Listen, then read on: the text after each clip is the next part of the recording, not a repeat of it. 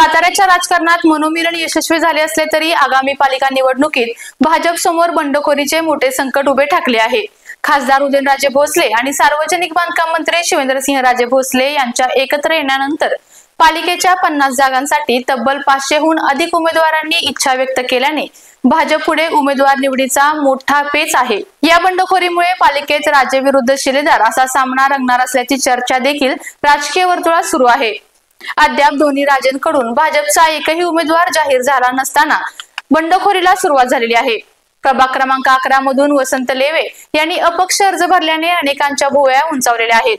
खरं तर याच प्रभाग 11 मधून शिवेंद्रराजे यांचे कार्यकर्ते आणि नगराध्यक्ष पदासाठी इच्छुक असलेले अविनाश कदम हे देखील इच्छुक आहेत। त्यामुळे या प्रभागामधील लढत ही अटीतटीची होणार हे निश्चित झालेले आहे। हा फक्त अपवाद असला तरी भाजपकडून अंतिम यादी प्रसिद्ध होईल तेव्हा असे अनेक बंडखोर उभे राहण्याची शक्यता आहे। त्यामुळे दोन्ही राजांसमोर एक मोठे आव्हानच असणार आहे। दुसरीकडे महाविकास आघाडीकडून दोन्ही राजेंना शह देण्याच्या हालचालींना वेग आलेला आहे। काल राष्ट्रवादी कार्यालयात महाविकास आघाडीच्या पदाधिकाऱ्यांची बैठक पार पडली असून सातारा नगरपालिकेची रणनीती ठरल्याची देखील खात्रीशीर माहिती समोर येत आहे।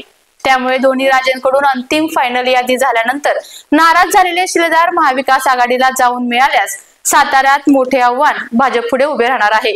दोन राजांच्या जुन्या नव्या निष्ठावंतांनी गेल्या 4 वर्षात प्रभागात स्वतंत्र वोट बँक तयार केलेली आहे। क्षमता असूनही जर उमेदवारी नाकारली गेली तर हे नाराज शिलेदार शांत बसणार नाहीत। हे थेट महाविकास आघाडीच्या छावणीत प्रवेश करून राजांच्या विरोधात राजकीय ताकद दाखवू शकतात। महाविकास आघाडीने गेल्या काही दिवसांपासून उमेदवाराची चाचपणी सुरू केली असून नाराज बंडखोर उमेदवार महाविकास आघाडीची ताकद ठरू शकतात। सातारा पालिकेची निवडणूक सातारा विकास आणि नगर विकास आघाड्यांमार्फत होणार नाही हे आता निश्चित झालेले आहे। त्यामुळे दोन आघाड्या मूळ भाजप आणि शिंदे सेना यांच्या जागा वाटपाचा फॉर्म्युला कसा जुळायचा हाच सर्वात मोठा प्रश्न आहे। येत्या 2-3 दिवसात राजकीय समीकरणे बदलणार असून बंडखोरीचे हे वादळ साताऱ्यात कोणाला धक्का देणार याकडे सर्वांचे लक्ष लागलेले आहे। आमचा हा भाग तुम्हाला कसा वाटला आम्हाला कमेंट मध्ये नक्की सांगा। आपल्या तालुक्यातील जिल्ह्यातील बातम्या सर्वप्रथम पाहण्यासाठी आजच सातारा न्यूजला YouTube चॅनलवर सबस्क्राइब करा, लाईक करा, शेअर करा आणि बेल आयकॉन प्रेस करायला विसरू नका।